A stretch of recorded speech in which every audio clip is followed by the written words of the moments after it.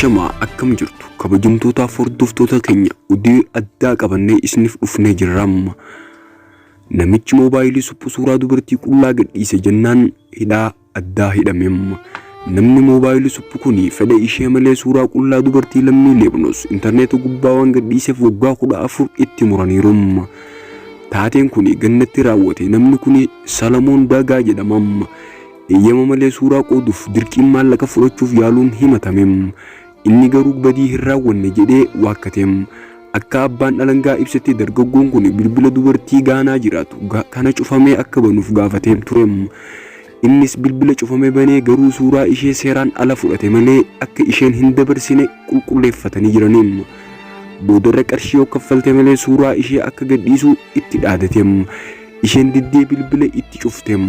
Achi suuraa ishee intarneeta gubbaa gadhiisee hidhaas bu'e.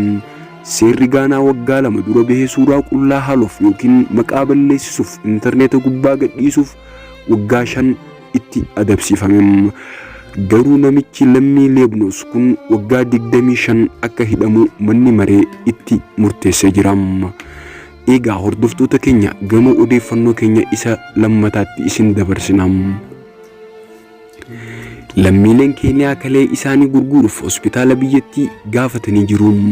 Keeniyaatti namoonni kalee isaanii gurguruuf gaafatan heddummaataa dhufuu isaanii Keenyatti Naashinaal Hospitaal ibsee jira. Hospitaalichi fuula Feesbuukaa isaa irratti akka maxxansanitti kalee koo meeqaan narraa bittu jechuudhaan namoonni hedduun karaa keessaan gaafatanii jiru. Kalee ofii fedhiidhaan arjoomuu yoo danda'e malee qaama ofii gurguruun sirrii miti jechuun hospitaalichi ibse. Hospitaalichi hubadhaa qaama ofii gurguruun seeraan nama adabsiisa jechuun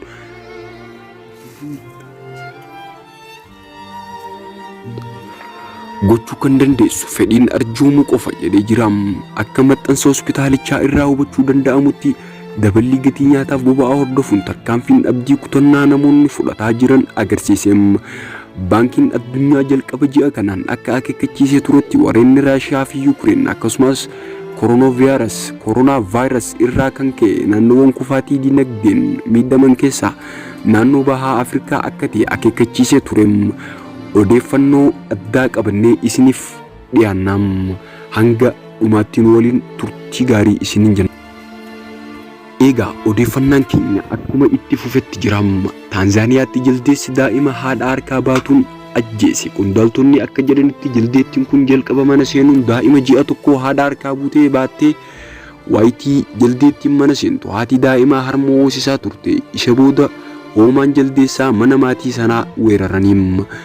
Jaldeettiin haadha harkaa daa'ima fuute haadha sana guddoo miidhuu qondaaltonni himaniiru.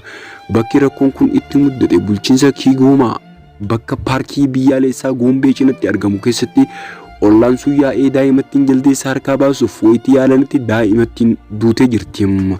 Erga rakkoon kun mudate booda poolisoonni namoota ofii eeggadhaa jedhee akeekkachiise.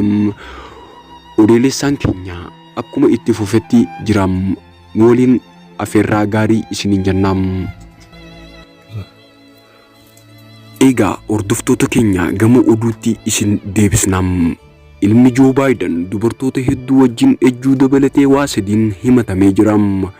Ilmi pirezidaantii Joo Baayiden Hantar Baayiden aangoo maatii isaatti fayyadamuun faayidaa argatus araada cimaa ittiin rakkachaa jiraatu akka qisaasaa akka jiru haati mana isaa duraanii ibsite. Filannoon pirezidaantummaa yeroo dabre irratti warri riippaabilikootaa isaa irratti xiyyeeffachuuf isaan irraa akka kan ka'e Hantar Baayiden yakka gibiraa waliin dhiyaaturra qorannoon irratti gaggeeffamaa ture.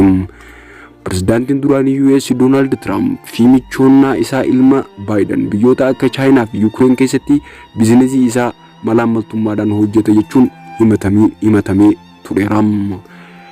Egaa gama oduu dabalataatti isin dabarsinam. Hordoftoota YouTube channel keenyaa kan taate YouTube channel keenya subscribe